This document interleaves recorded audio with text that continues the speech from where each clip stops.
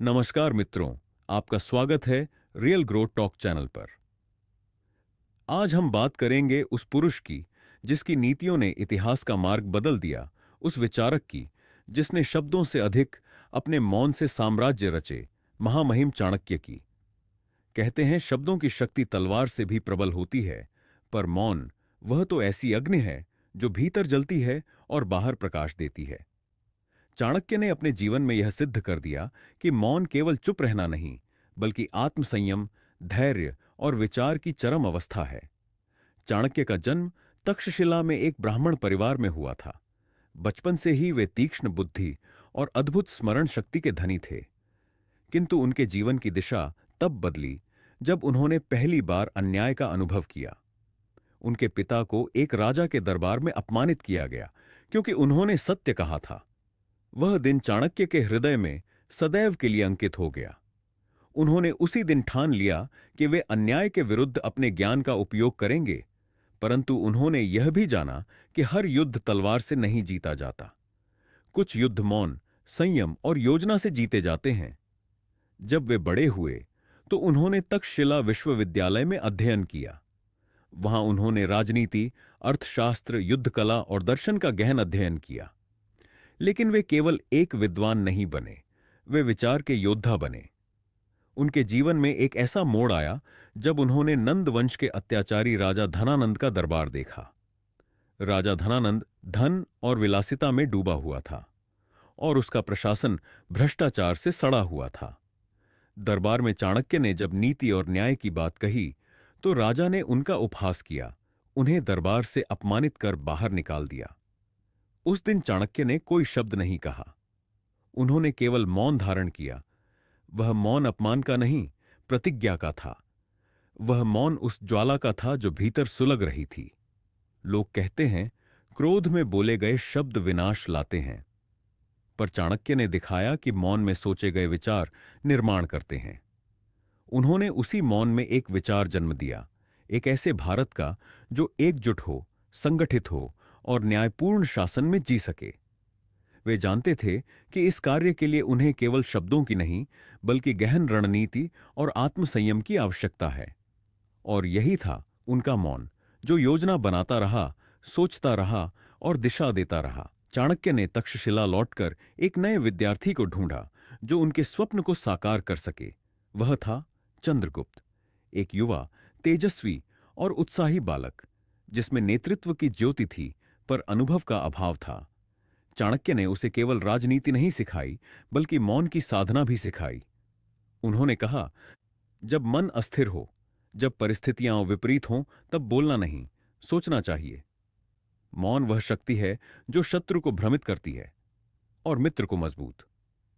धीरे धीरे चंद्रगुप्त ने सीखा कि विजय केवल सेना से नहीं, बल्कि संयम से प्राप्त होती है। उन्होंने देखा कि चाणक्य कभी व्यर्थ नहीं बोलते, पर जब बोलते तो हर शब्द नीति बन जाता। चाणक्य और चंद्रगुप्त ने साथ मिलकर अपनी योजनाएं बनाई। वे जानते थे कि धनानंद से युद्ध केवल रणभूमि में नहीं, बल्कि बुद्धि के रण में लड़ा जाएगा। और यह सब प्रारंभ हुआ मौन से, वह मौन जो उनके भीतर योजनाएं गढ़ रहा था। मौन कोई कमजोरी नहीं थी, वह उनकी सबसे बड़ी रणनीति थी। जब शत्रु उनके विचारों को समझ नहीं पाता था, तब चाणक्य मुस्कुराते थे, क्योंकि वे जानते थे जिसे कोई नहीं समझ पाता वही सबसे शक्तिशाली होता है। एक समय ऐसा आया जब चंद्रगुप्त और चाणक्य ने अपनी पहली रणनीति लागू की। उन्होंने जनसाधारण के मन में न्याय की ज्योति जगाई। लोग धनानंद के शासन से त्रस्त थे और जब उन्हें एक नई आशा दिखाई दी तो वे चाणक्य के मौन नेतृत्व के पीछे खड़े हो गए। यही था मौन की शक्ति। वह बिना बोले लोगों के हृदयों में परिवर्तन लाने लगी। धीरे धीरे युद्ध की भूमिका बनी, रणभूमि तैयार हुई, परंतु चाणक्य अब भी मौन थे। उन्होंने किसी से अपनी योजना साझा नहीं की। यह मौन उन्हें सुरक्षा देता था, क्योंकि रहस्य वही जीवित रहता है जो शब्दों से दूर रहता है। उनका मौन अब तपस्या बन चुका था। वे केवल अपने लक्ष्य को देखते, सोचते और धैर्य से कार्य करते। और जब समय आया, उन्होंने चंद्रगुप्त को संकेत दिया, अब बोलने का समय नहीं, करने का समय है। उस युद्ध में चंद्रगुप्त ने विजय प्राप्त की। धनानंद का शासन समाप्त हुआ और मौर्य साम्राज्य की स्थापना हुई। लोगों ने चंद्रगुप्त की वीरता की प्रशंसा की, परंतु हर ज्ञानी जानता था कि इस विजय का जनक मौन था, चाणक्य। वह मौन जिसने अपमान को प्रतिज्ञा में बदला, वह मौन जिसने असफलता को योजना में बदला, और वह मौन जिसने विचारों को साम्राज्य में बदला। मौर्य साम्राज्य की स्थापना के बाद जब चारों ओर जयकार गूंज रही थी, तब भी चाणक्य मौन थे। लोग उत्सव मना रहे थे, नगाड़े बजा रहे थे, पर वे अपनी छोटी सी कुटिया में ध्यानमग्न बैठे थे, क्योंकि वे जानते थे विजय के बाद का मौन सबसे कठिन होता है। जब सब बोलना चाहते हैं, तब स्वयं को शांत रखना ही सच्ची शक्ति है। चाणक्य ने चंद्रगुप्त को शासन सौंपते हुए कहा, राजा वही नहीं जो राज्य संभाले, राजा वह है जो स्वयं पर शासन करे। चंद्रगुप्त मुस्कुराए, पर चाणक्य की आंखों में मौन गहराता गया। उन्होंने देखा कि साम्राज्य बनाना जितना कठिन था, उसे स्थिर रखना उससे भी कठिन है, क्योंकि जब सत्ता आती है तो उसके साथ अहंकार भी आता है, और यही वह क्षण होता है जब मौन सबसे आवश्यक हो जाता है। एक दिन दरबार में जब मंत्रियों में विवाद हुआ, तो सबकी नजर चाणक्य की ओर मुड़ी। सबने सोचा वे कोई निर्णय देंगे, पर चाणक्य चुप रहे। उनका मौन वहां उपस्थित सबको असहज कर गया। कुछ देर बाद उन्होंने केवल इतना कहा, जब वाणी संघर्ष बढ़ाए तब मौन समाधान बन जाता है। उनका हर शब्द अब एक नीति बन चुका था, उनकी हर चुप्पी अब एक संदेश बन चुकी थी। धीरे धीरे लोग समझने लगे कि मौन का अर्थ भय नहीं होता, मौन का अर्थ होता है विवेक का विराम, जहां विचार परिपक्व होते हैं और निर्णय स्पष्ट होते हैं। चाणक्य ने राजकाज की जिम्मेदारी संभालने के साथ साथ युवाओं को नीति, संयम और साधना सिखाना आरंभ किया। वह कहा करते, राजनीति केवल सत्ता प्राप्ति का साधन नहीं है, यह आत्मसंयम की परीक्षा है। वह हर विद्यार्थी से कहते, तुम जितना कम बोलोगे उतना अधिक सुनोगे, और जब सुनना सीख जाओगे तब संसार तुम्हें सुनने लगेगा। उनके जीवन के उत्तरार्ध में वे पहले से अधिक शांत, अधिक गहरे और अधिक संयमी हो गए थे। उन्होंने अनुभव किया कि जीवन का सबसे बड़ा युद्ध मन के भीतर लड़ा जाता है। बाहर की विजय तभी संभव है जब भीतर का संतुलन बना रहे। उन्होंने एक बार चंद्रगुप्त से कहा, राज्य पर शासन करने के लिए पहले स्वयं के विचारों पर शासन करना सीखो। जो अपने विचारों को नियंत्रित नहीं कर सकता, वह हजारों सैनिकों के होते हुए भी असुरक्षित रहता है। वर्षों बीतते गए, मौर्य साम्राज्य फैलता गया, पर चाणक्य अब पहले से अधिक एकांत प्रिय हो गए थे। वे दिन भर ध्यान करते, कम बोलते और हर कार्य में गहराई से सोचते। लोग पूछते, गुरु, आप अब पहले की तरह दरबार में क्यों नहीं आते? चाणक्य मुस्कुराते और कहते, कभी कभी मौन में ही संसार के उत्तर मिल जाते हैं। उनकी इस बात में गहरा अर्थ छिपा था। वे अब संसार को मौन से देखना सीख गए थे। जब व्यक्ति भीतर से शांत होता है तो उसे बाहर के तूफान नहीं डिगा पाते। एक दिन एक युवा छात्र ने पूछा, गुरु, क्या मौन रहने से सब समस्याएं सुलझ जाती हैं? चाणक्य ने कहा, नहीं पुत्र, मौन रहने से समस्याएं नहीं सुलझती, परंतु जब तुम मौन होते हो तो तुम सही प्रश्न पूछना सीखते हो, और सही प्रश्न ही हर उत्तर की कुंजी है। उन्होंने कहा, मौन केवल शब्दों की अनुपस्थिति नहीं, वह विचार की उपस्थिति है। धीरे धीरे उन्होंने अपने जीवन के अंतिम चरण में प्रवेश किया। अब वे न सत्ता में थे, न राजनीति में। वे केवल आत्मचिंतन में लीन रहते। उनके शिष्यों ने एक बार उनसे पूछा, गुरु, क्या आपको कभी अपने निर्णयों पर पछतावा हुआ? चाणक्य ने आंखें बंद कीं और कहा, पछतावा तब होता है जब निर्णय भावनाओं से लिए जाए।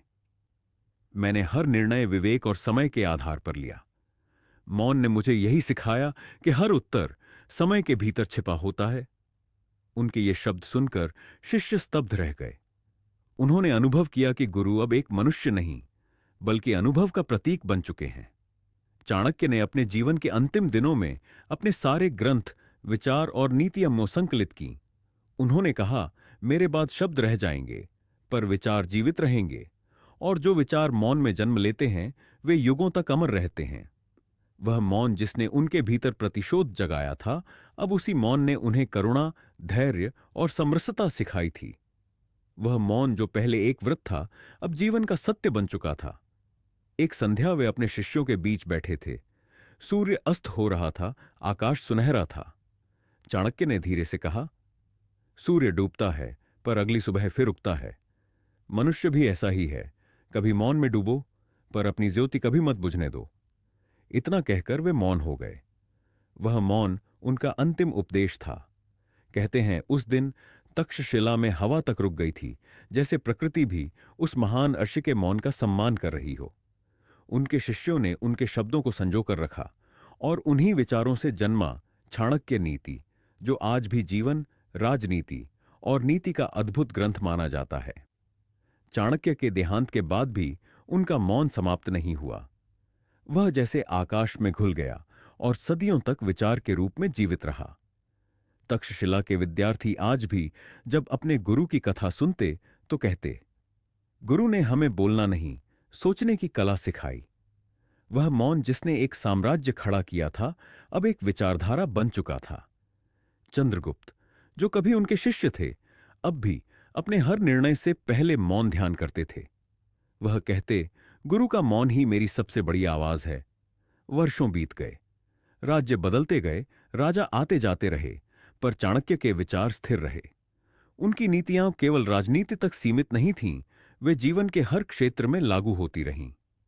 एक किसान जो खेत में मेहनत करता था, जब निराश होता तो किसी पुरानी पांडुलिपि से पढ़ता, मौन मनुष्य का सबसे बड़ा मित्र है, और फिर वह बिना शिकायत के अपने कार्य में लग जाता।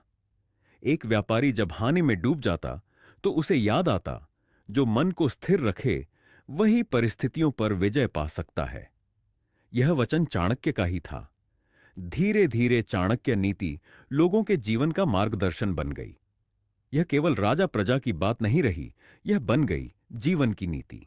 चाणक्य ने कहा था, जो मनुष्य मौन में विचार करता है वह दूसरों से एक कदम आगे रहता है, क्योंकि मौन में विचार स्पष्ट होते हैं, भावनाएं शांत होती हैं और निर्णय सही दिशा में जाता है। आज भी जब दुनिया में शोर बहुत है, मोबाइल, मीडिया, सोशल नेटवर्क, हर तरफ हजारों आवाजें, तो चाणक्य का मौन हमें याद दिलाता है कि सच्चा ज्ञान शोर में नहीं, शांति में जन्म लेता है। कितनी बार हम क्रोध में कुछ कह देते हैं, फिर पछताते हैं।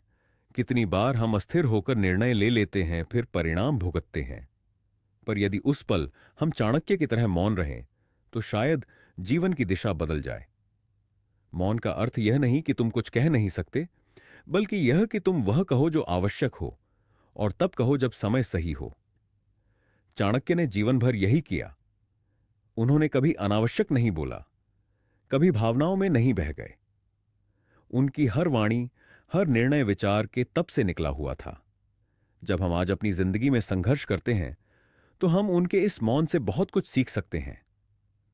जब परिस्थितियां आए हमारे विरुद्ध हों, जब लोग हमें न समझें, जब दुनिया हमें कम आके, तब चुप रहकर खुद को बेहतर बनाना, यही चाणक्य का मार्ग है। उन्होंने कहा था, समय आने दो, जिसे संसार आज नहीं समझता उसे भविष्य सम्मान देता है। और सच यही है, कई बार मौन रहना ही सबसे बुद्धिमान निर्णय होता है, क्योंकि शब्द तत्काल प्रभाव डालते हैं, पर मौन स्थायी परिवर्तन लाता है। आज यदि हम देखें तो हर सफल व्यक्ति, हर महान नेता कभी न कभी मौन की शक्ति को अपनाता है। महात्मा गांधी ने भी यही कहा था, जब मैं बोल नहीं पाता तब मौन मुझे उत्तर देता है। यही वही विचार है जो चाणक्य के भीतर से निकला था। वह मौन जो ज्ञान का स्रोत बना, वह मौन जिसने भविष्य की धारा बदल दी। मौन केवल शब्दों का अभाव नहीं, यह आत्मा की भाषा है। जब तुम मौन होते हो, तुम स्वयं को सुनते हो, और जब स्वयं को सुन लेते हो, तो संसार की हर आवाज अप्रासंगिक हो जाती है। चाणक्य का जीवन यही सिखाता है, सत्ता आती है और चली जाती है, धन आता है और चला जाता है, पर जो मन मौन में स्थिर है, वह कभी हारा नहीं जाता। उनकी मृत्यु के वर्षों बाद जब कोई नया शासक सत्ता में आता, तो कोई न कोई विद्वान यह जरूर कहता, यदि चाणक्य होते तो यह भूल न होती। यह था उस मौन की अमृता। मित्रों, यही है मौन की वास्तविक शक्ति। अगर आपको यह वीडियो अच्छी लगी हो तो इसे लाइक करें और चैनल को सब्सक्राइब करें। मिलते हैं अगले वीडियो में।